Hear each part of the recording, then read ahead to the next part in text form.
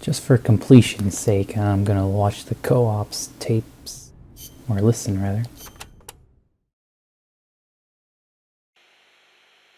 Cooperative operations, or co-ops for short, is the term for taking on missions in teams of 2 or more. The basic co-ops unit is a 2-man cell.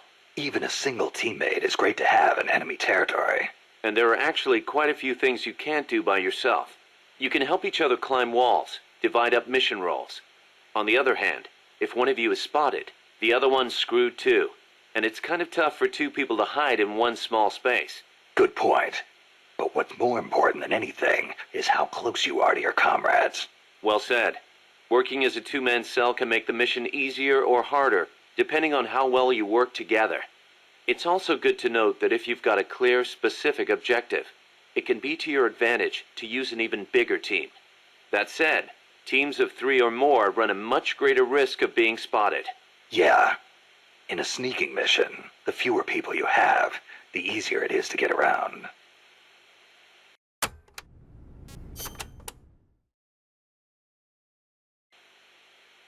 In co-ops, you can trade weapons and equipment with your teammates. You can also display your teammates' inventories from your weapon or equipment menu. Ammo is shared too, of course. Ammo, sure. How about life? That also shared? Yep. You all sink or swim together. Your teammate dies, you die. You need to be within a certain distance of each other to swap items. Yeah, I know. I've been in this business so long I can virtually see that distance. Looks kind of like a ring in my head. That's why you're the boss. Okay, we'll call it the co-op ring. And entering the ring will be called going co-op in. You can virtually see it. Another thing. During a mission you can assume what we'll call the snake formation. Same as your code name, but probably not standard operating procedure for a guy who specializes in going solo. Damn right. There's only room for one snake. In co-ops, though, it's a highly effective formation. The signal for snake formation is to tap your teammate on the shoulder. Can't form up until you're close enough to reach out and touch someone. Entering snake formation is called going snake in. When you're snake in, the soldier at the front of the line controls movement. The soldiers in back focus on scouting and attack.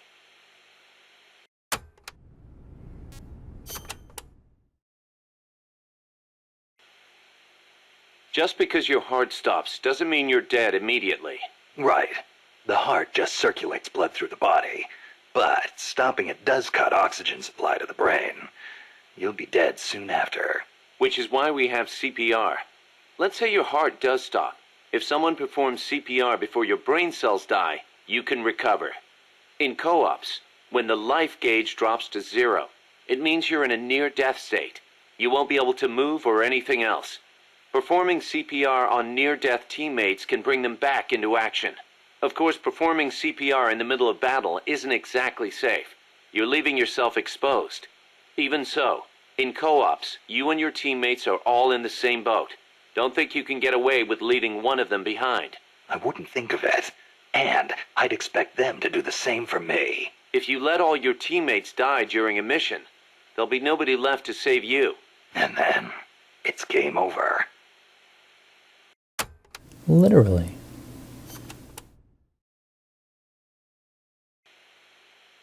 Building trust with your teammates is essential to success in co-ops. That goes without saying. I'm not gonna let somebody I can't trust cover my ass. The measure of that trust is called camaraderie. Think of it as an indicator of how strong your bond is with your co-op's teammates. The friendlier you act toward them, the greater your camaraderie. Give me an example. Your camaraderie will be higher if you're co-op in than standing apart. Saving a teammate's life with CPR also strengthens your bonds with them. Things like hitting a teammate with friendly fire will cause your camaraderie to go down. Makes sense. Camaraderie carries over from mission to mission. The next time you go co-ops in with the same guy, you'll start off strong. But be careful. If you keep taking new people with you on missions, your camaraderie with past teammates eventually reverts back to its original level. Got it. I'll have to make sure to renew old friendships once in a while. The performance benefits gained from snake sync in co-ops depend on your camaraderie. It's always best to keep things cool with your teammates.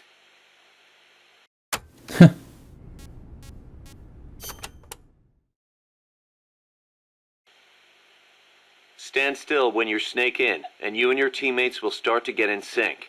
In sync? That's right. Stay still together and you'll enter snake sync mode. The synergy will give you a boost in performance. You'll move faster, recover faster, and have better camouflage. In other words, we're at our best when we're in the same groove. You got it.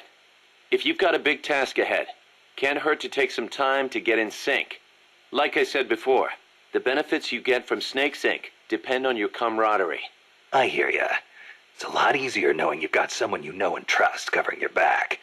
Lets you focus that much more on what you have to do. He's, it's pretty funny. If camaraderie represents how much your teammates trust you, then heroism shows how high your reputation is. Heroism? That's right, heroism. Your reputation affects your ability to recruit new members to MSF. With higher heroism, it won't take as long to convince guys to join our cause and send them back by Fulton recovery. So, how do I get this heroism thing to go up? Lots of ways. Complete tough missions, avoid unnecessary bloodshed, and don't get caught by the enemy like a deer in headlights, or you'll never be heroic. Also, getting out there and attacking the enemy in co-ops will boost your reputation among your teammates. Of course, it'll get the enemy gunning right for you, too. But don't sweat it. Be yourself. Be the boss. From where I'm standing, you're plenty heroic already. Knock it off.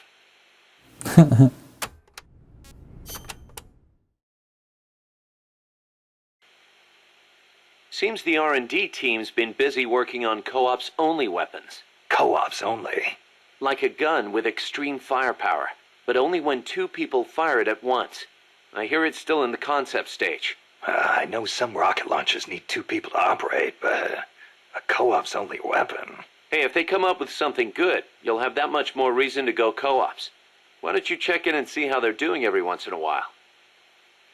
Yeah.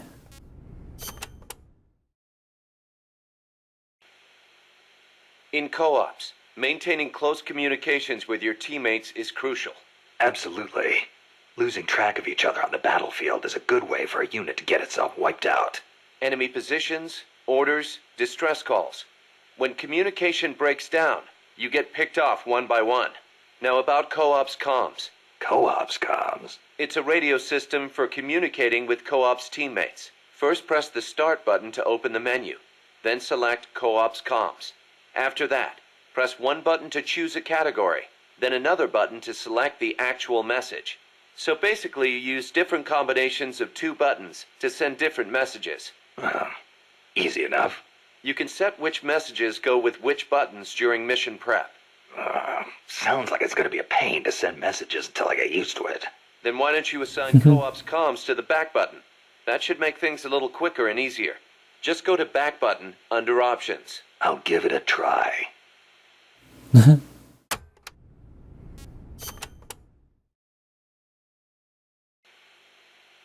Snake, you familiar with the Japanese word kotodama?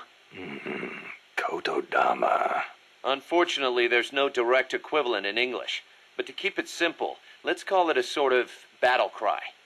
Battle cry, huh? Right. But kotodama is actually a deep Japanese concept. Deep. Koto means word, and dama means spirit. It signifies that words have power that affect our reality. Are you feeling okay? I guess I made it sound kind of like mumbo-jumbo, huh? Seriously, though, haven't you ever felt energized when a teammate cheered you on? Or the other way around? Ever had your legs cut out from under you by a thoughtless remark? Yeah, I know the feeling. Words can have a powerful mental effect on people. Same goes for co-ops comms. Offering praise to somebody could make them run faster than usual, or make somebody who thinks they're done for get up and fight again. See what I'm saying? I get the picture. So it works in reverse, too.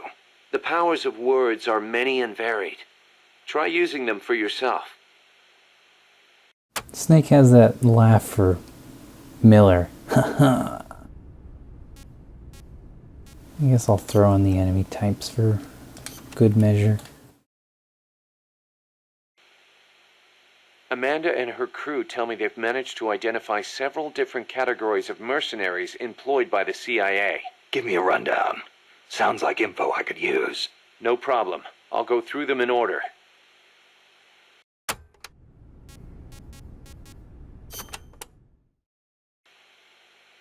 The type of enemy you'll be seeing most is the type that patrols and guards a specific operational area. For the sake of convenience, Amanda's crew calls the outdoor ones patrolmen and the indoor ones guards. They might look like they're just out for a stroll, but don't be fooled. They're sharper than they look. All of their senses are finely honed. Normally, they'll patrol along fixed routes, but when the alert level is raised, they'll assume a more efficient alert posture and focus on defending specific points. That's bad for you. Obviously, they can hold their own in combat, and with body armor, it'll be even harder to take them down. If they're wearing a bulletproof helmet, you can forget about one-shot kills. Just a heads up. You'll need to be smart about using camo and pick your routes. The most important thing is to avoid detection.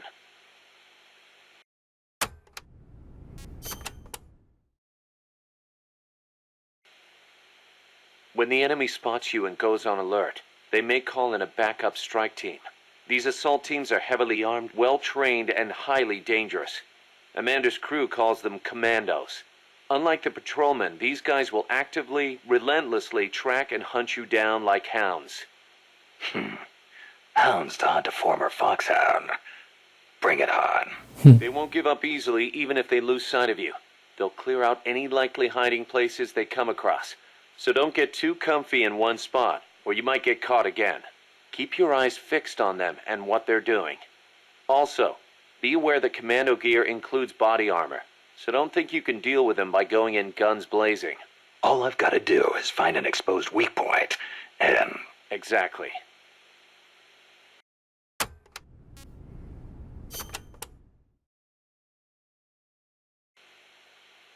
There's one type of commando you really need to watch out for, and that's the kind toting shotguns.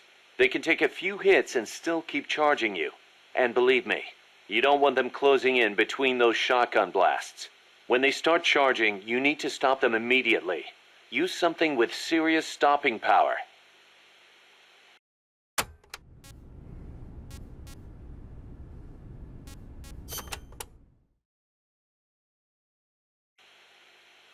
We've also confirmed that some of the enemies specialize in ambushes. Amanda's crew calls them scouts. They'll blend themselves in with the terrain and the vegetation. Then, when they see you, they'll swoop in. They fight pretty much like commandos, and will use clearing techniques to flush you out. In addition to wielding normal weapons, the scouts also carry wires. Sounds like these guys know their CQC. Could be. We've been getting reports of CQC attacks being blocked by wires. Stay alert. Man, those are annoying.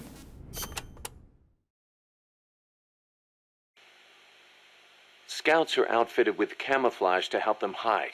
Some of them look kind of weird, like they've got seaweed growing all over them. Ah, ghillie suits. Not much difference between them and any other scout in terms of combat ability, but it does make them harder to spot. I'm sure it does. You've come across these before? Yeah, the Soviet Union. The first time, it took me a full hour to find the guy and take him out. Oh, Snake. Kaz, do you know what they shine? Shine? Like how? Like, from their heads. Their heads? How about their hair? Do they have a lot of it? What are you talking about? How the hell would I know? How about a parrot? Did anybody hear a parrot squawk? A parrot? Look, Snake, you're talking to the wrong guy. I mean, Cecile's the bird expert. Wait a second, what am I saying? You're not making any sense to begin with. Never mind. It's a long story. I'll figure it out another way. Forget about it. Yeah, I'll do that. Anyway, we've already lost too many good people to these surprise encounters. Make sure you don't end up like one of them.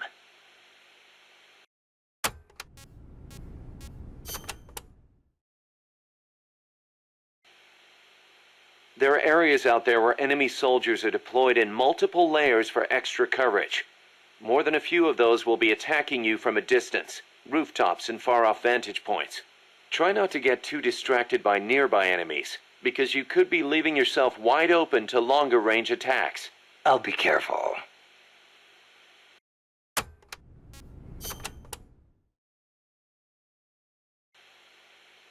Enemy tanks, armored vehicles, and attack choppers are always accompanied by a combat squad.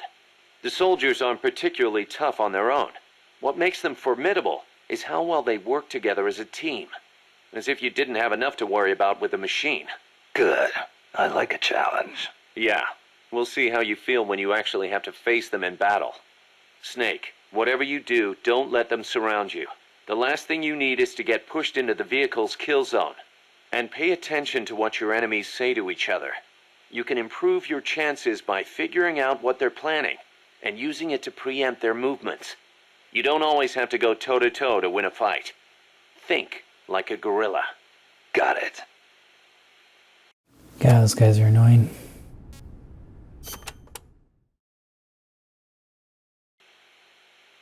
Enemies carrying shields can be a real pain in the ass. To hear Amanda tell it. Trying to fight those bastards while they sit behind their shields taking pistol shots at you is enough to make you want to rip your hair out. Get around and flank them if you can. You might want to try blinding them with smoke or stun grenades first. Also, armor-piercing rounds should make it a little easier to punch through their shields. Use them if you got them.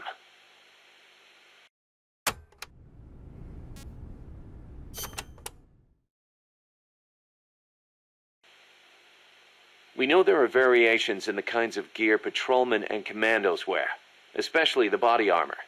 Our scouts report that an enemy's defense and firing accuracy are directly proportional to how heavy their gear is. Those must be the guys with the highest combat skills. They can fight in heavier gear without their performance suffering.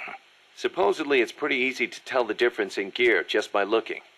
So remember, use extra caution when dealing with enemies wearing heavy gear.